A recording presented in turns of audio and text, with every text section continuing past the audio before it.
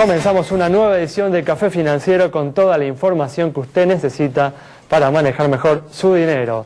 Hoy vamos a ver cómo quedaron las tasas de interés de los plazos fijos en pesos tras las subas que aplicaron la mayoría de las entidades financieras en el mes de abril. Vamos a repasar lo sucedido en los mercados de capitales y en el último bloque vamos a analizar los principales temas económicos de la semana con la presencia de Ricardo López Murphy. Quédese con nosotros. Tras el siguiente intervalo vamos a regresar con todos estos temas y vamos a responder como siempre a todas sus consultas.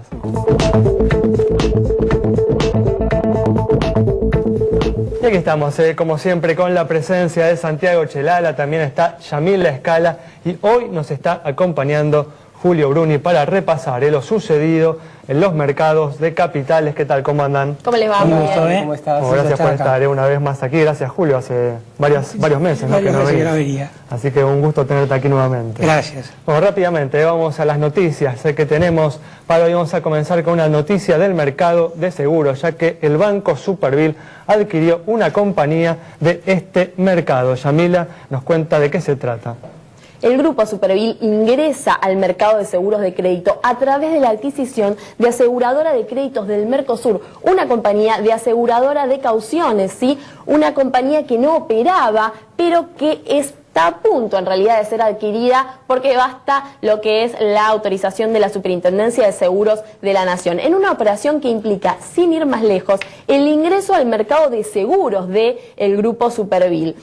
¿Qué pasa? Un nuevo requerimiento en lo que refiere a capitales mínimos para lo que es seguros de crédito. Estamos hablando de 3 millones de pesos. Bueno, y a partir de esto, la operación que obviamente no lidera esta compañía, que ni siquiera operaba, sino Cofase, que tiene el 94% más o menos del mercado. Un seguro que no es muy conocido en lo que refiere a, bueno, al uso común que le damos todos. Obviamente tiene que ver con compañías especializadas que lo que hacen es asegurar riesgos crediticios de compañías, de otras empresas justamente, y que en la Argentina tiene una escasa proporción del mercado asegurador, pero llamativamente el mayor crecimiento porcentual de la actividad. Así que bueno, una novedad del mercado, especialmente de un grupo que se dedica a la actividad bancaria y que bueno, en este caso se lanza al mercado de seguros. Obviamente veremos cuáles son los resultados de aquí en adelante. Muy bien, perfecto. Seguimos ahora con información sobre plazos fijos en pesos. Cómo quedaron las tasas de interés tras las subas que aplicaron en el mes de abril la mayoría de las entidades financieras. Hasta medio punto porcentual de subas en las tasas de interés para los depósitos a plazo fijo. Vamos a ver en pantalla cómo quedó el ranking entonces para depósitos a 30 días entre 50.000 y 70.000 pesos. La tasa más alta, 18%, el banco BST, le sigue Capital del Plata 17.7%, Columbia 16.5%, Banco Macro 15.3%, Montemar 15%, Santander Río 14.5%, Banco Macro 12% y cierra la lista el Banco Nación con 9% de tasa de interés. Ustedes tienen en pantalla la lista completa. Si uno quiere un poco más de tasa de interés, tiene que ir a un plazo más amplio, por ejemplo 60 días, 2 meses. Allí la tasa es 18,5%, ya está muy cerca del famoso bono de YPF que da 19% y que tanto promocionó el gobierno. Capital del Plata 18%, Metrópolis 15,5%, al igual que Nación para depósitos en Internet. Siempre cuando uno hace el depósito a plazo fijo por Internet tiene algún punto adicional de tasa de interés. Galicia 14,7%, HSBC 12% con 25%, al igual que el Macro, hipotecario 12% y cierra la lista nuevamente el Banco Nación ahora con 9,75%. A tener en cuenta que hay una enorme disparidad de tasas, casi el doble, de 9 y pico a 18,5%, y por supuesto a tener en cuenta también que hay otras alternativas de inversión que por ahí pueden dar un poco más de interés que los plazos fijos. Sin embargo, los plazos fijos siguen creciendo, gracias en especial a los depósitos en el sector público. Pero bueno, ahí tienen ustedes las alternativas y los intereses que están pagando para aquellos que opten por esta opción. Pues vemos subas justamente, pero que no son suficientes para hacer, ¿no?, atractiva esta alternativa. Justamente el martes vamos a analizar con Julio distintas alternativas de inversión para aquellas personas que se animan a abandonar el plazo fijo, pero que no quieren entrar en la fiebre del dólar. Pero antes, hoy justamente vamos a repasar lo sucedido esta semana en los mercados de capitales con un Merval que sigue subiendo semana a semana, siguiendo, ¿no?, el ritmo del dólar blue, Julio. Sí, prácticamente sí.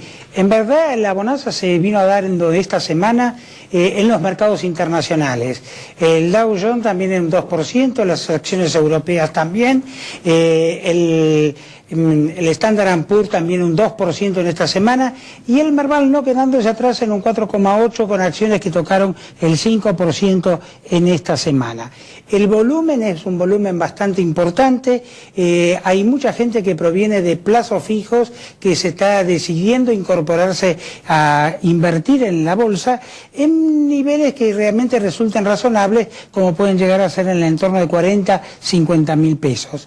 El resto de los commodities a nivel internacional se mantuvieron bastante estables, y es de destacar también que los bancos internacionales, tanto la FED como el Banco Central Europeo, con la continua emisión de moneda y la baja de las tasas de interés, está favoreciendo muchísimo este desarrollo del mercado financiero y por lo tanto también el estímulo a un desarrollo de las economías regionales en estos países. Vamos a seguir hablando justamente de ese tema en el próximo bloque. Ahora nos vamos a ir a un corte. En instantes estamos nuevamente con ustedes. Bueno, estamos de regreso y vamos a comenzar a responder a las consultas que nos han enviado a través de las distintas líneas telefónicas que tenemos y también a través de nuestra página de Facebook. Muchas gracias por todas las consultas que hemos recibido. Y vamos a comenzar con la pregunta de Lisandro sobre la situación del ICBC. El banco cuya marca reemplaza el Standard Bank aquí en Argentina, Banco de Capitales Chinos, tiene un patrimonio de 1.891 millones de pesos, depósitos acumula por 15.705 millones y según información oficial del Banco Central, mostró el último ejercicio resultados positivos de 489 millones de pesos. Cara sonriente para el ICBC. Bueno, tenemos también la llamada de Ana Julia para conocer la situación del Banco Vica. La ex cooperativa, que a partir de octubre último comenzó a funcionar como una entidad financiera, tiene un patrimonio de 33 millones de pesos, depósitos por 34 millones, y aunque muestra resultados negativos de 409 mil pesos, tiene buenos indicadores de solvencia y de liquidez. Cara sonriente entonces también para el Banco Vica. Bueno, cambiamos de tema y justamente en los últimos 2 años los precios en pesos de los inmuebles como consecuencia de la disparada del dólar en el mercado informal prácticamente se duplicaron, alejando el sueño de la casa propia para miles de argentinos. Nuestra colaboradora Liliana Zacarías dialogó con el público sobre este problema. Café Financiero le preguntó a la gente si cree que esta es una situación temporal y si se debería hacer algo para modificarla. Con una inflación así, es lógico que en lugar de depreciarse la propiedad, el automóvil siga sufriendo aumento. Por el otro lado, el valor del dólar, que no es el real, hacen que el mercado tenga estas controversias, ¿no? Está creciendo el precio en inflación y evidentemente sigue al dólar, porque acá en la Argentina el mercado de inmuebles sigue a la cotización del dólar. Mientras sigamos con políticas populistas vamos a seguir así para abajo. ¿A qué lo atribuyo? Y bueno, que ahora como no lo pueden vender en dólares, lo venden en pesos y bueno, aumentan, todos quieren ganar y especular con esto. Es una estafa realmente. Desde el gobierno se está tratando de hacer con el tema del plan Procrear, hay un incentivo de que la gente quiera y pueda acceder a la casa propia. Pero si no es a través del Estado, lo veo muy difícil. Da la impresión, ¿no?, de que los precios de los inmuebles en pesos deberían bajar en términos de salarios, ¿no?, a futuro. El tema es que para que esto suceda, debe recuperarse la inversión, algo con las políticas erráticas, justamente alguien lo dijo ahí, las políticas erráticas y cortoplacistas de este gobierno, muy poco probablemente suceda. Sí, Ale, un dato. Solamente en el primer trimestre de este año las escrituras en la capital cayeron 41%, es decir, que la actividad se redujo casi a la mitad. Evidentemente el tema del desdoblamiento cambiario afecta principalmente a la actividad inmobiliaria. Y lógicamente, digamos, en ese escenario, para todos aquellos que tienen fondos y que se dedican a la actividad inmobiliaria, parece difícil, ¿no?, decidirse a invertir, ¿no?, en este sector, lo que impacta, ¿no?, contra la reducción de los precios en términos de salarios, ¿no? Y se da esta situación que difiere de lo que veíamos antes de la disparada del dólar en el mercado informal. Bueno, vamos a continuar ahora con información de la semana de los mercados de capitales. Hubo una novedad importante que vino del Banco Central Europeo con una tasa que es la tasa más baja de la historia de esta institución monetaria. Sí, así es, se la fijó en un 0,50%. Esto, digamos, en cierta medida trata de copiar la estrategia que vino implantando la FED para lograr realmente una recuperación de la economía, con la finalidad de que las entidades europeas financieras que necesitan tomar redescuento lo tengan con una facilidad totalmente absoluta. Como hecho consecuente, provocó que el euro, que estaba perdiendo valor respecto del dólar, se recuperase en esta semana y se lo terminó ubicando en 1,31 de 1,29 que había cerrado la semana anterior. Todo este tipo de políticas hace en cierta medida un efecto más local, tanto para Europa como para Estados Unidos, que para todo el resto del mundo. Pero esa expansión genera mayor demanda de importaciones y por lo tanto en verdad hace que la actividad económica también se favorezca de los demás países que son exportadores hacia el viejo continente.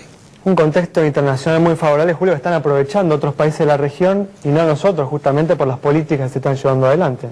Totalmente de acuerdo. Bueno, en el plano nuestro sabemos que tenemos un mecanismo tanto de importaciones muy restrictivo, que lo están criticando todos los países, pero que está respondiendo a una estrategia con la finalidad de que la balanza comercial no sea deficitaria y por lo tanto eso nos trae los perjuicios de las aperturas de los distintos mercados y gracias a Dios que todavía con algunos mercados como el brasileño que lo mantenemos. Vamos a dialogar justamente de este tema con Ricardo López Murphy en el próximo bloque, pero ahora vamos a responder una última consulta, en este caso sobre la situación de una compañía de seguros.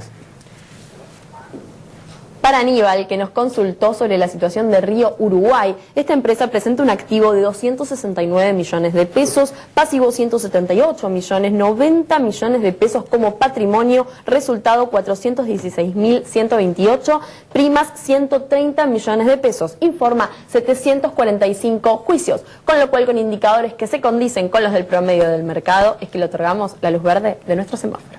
Bueno, con esta información nos vamos a un nuevo corte. En instantes vamos a estar de regreso dialogando, como dije recién, con Ricardo López Murphy sobre los principales temas económicos que ha dejado esta última semana. Y muy bien, estamos aquí con la presencia de Ricardo López Murphy para analizar los principales temas económicos de la semana. ¿Qué tal, Ricardo? ¿Cómo Bien, andás? ¿cómo están ustedes?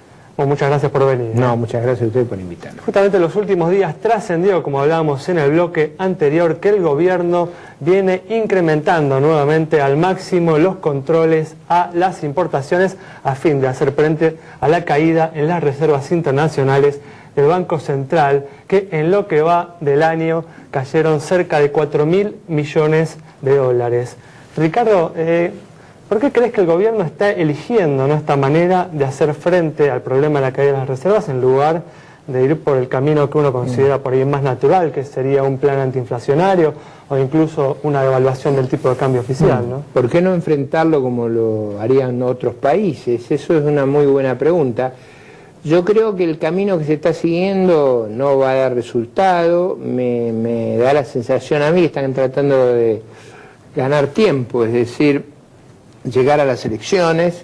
Creo que ese camino... ¿Crees que quieren llegar a estas elecciones o las del 2015? No, eso ya sería fuera de control, ¿no? Yo digo, están tratando de llegar a las elecciones con un esquema que hace aguas por todos lados. Por ejemplo, el problema más grande que tenemos en el área de importación es la energía.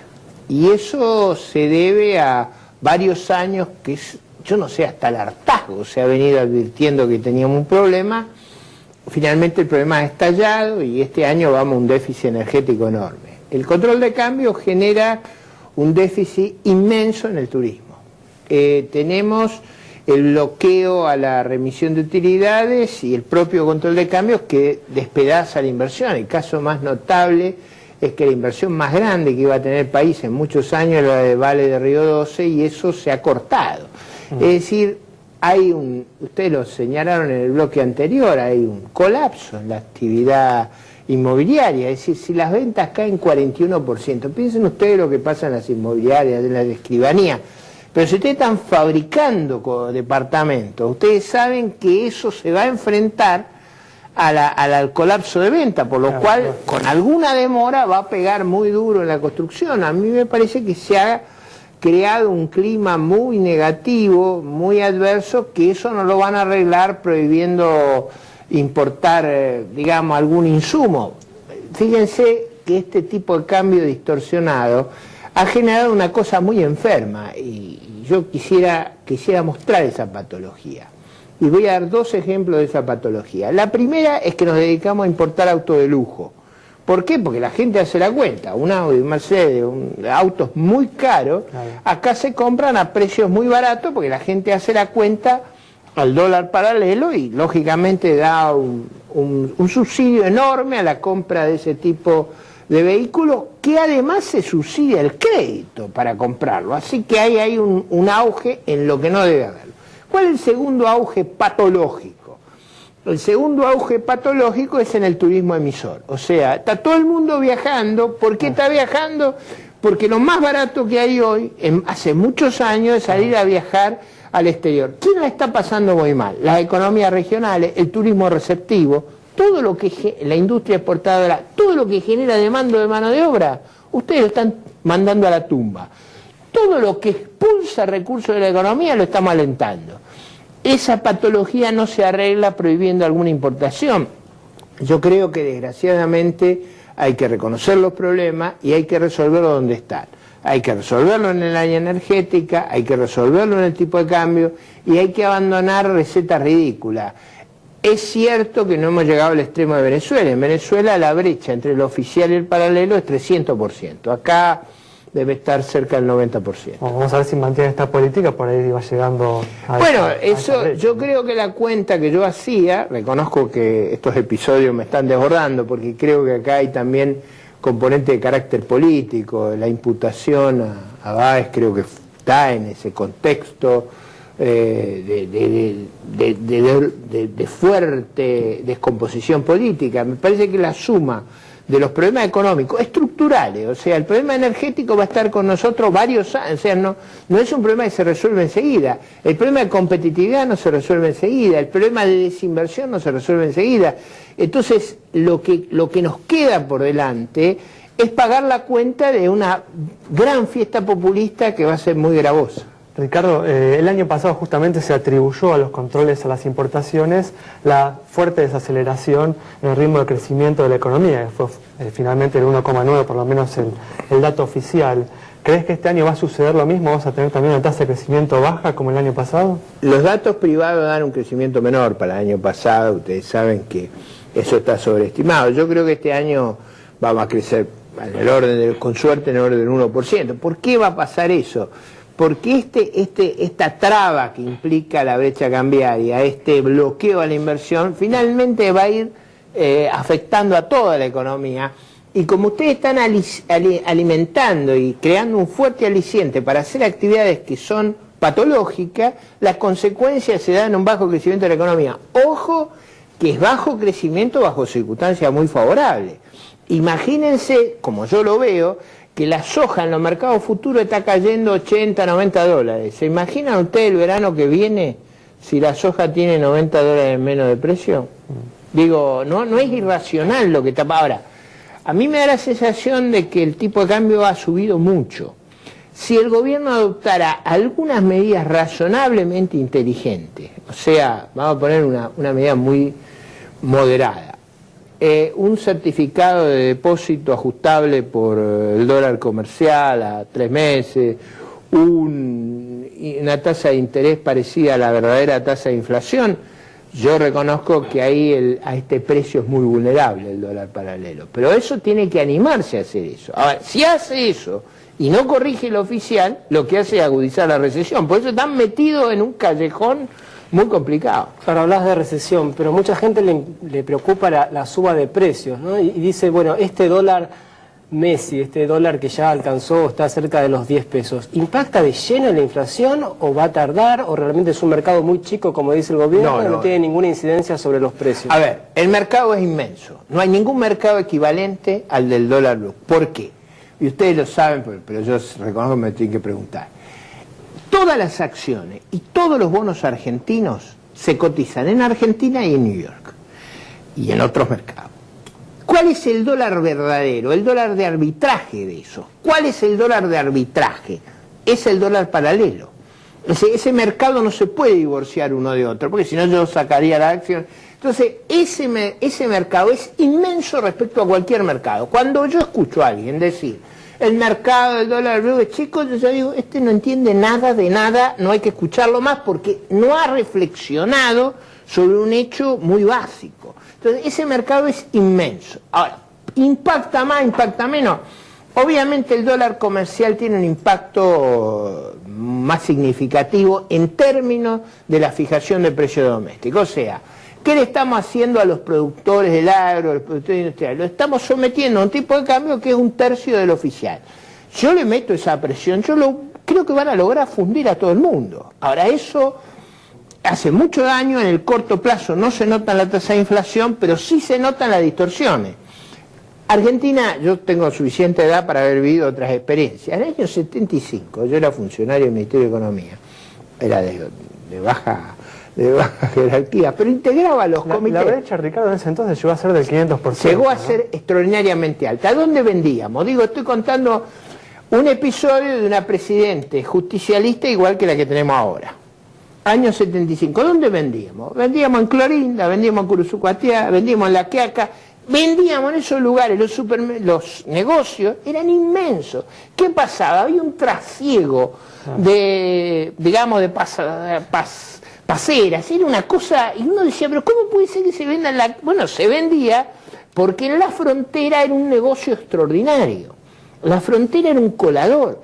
Cuando la brecha se hace grande, por ejemplo, ustedes van a Venezuela, todos los bienes que están subsidiados los encuentran del lado colombiano, porque todo el mundo lo que hace es pasarlo, porque si lo logra pasar, valen 4 veces. Claro.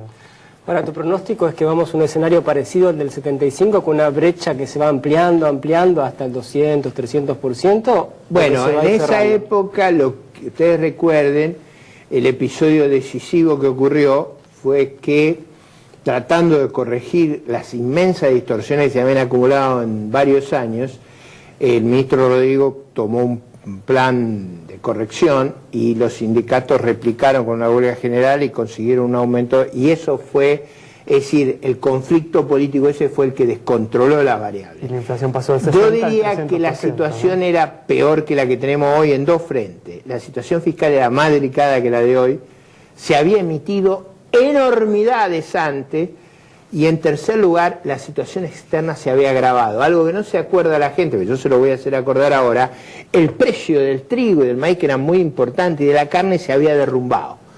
Yo diría que la situación nuestra se aproximaría a eso si la soja cayera de precio de $250.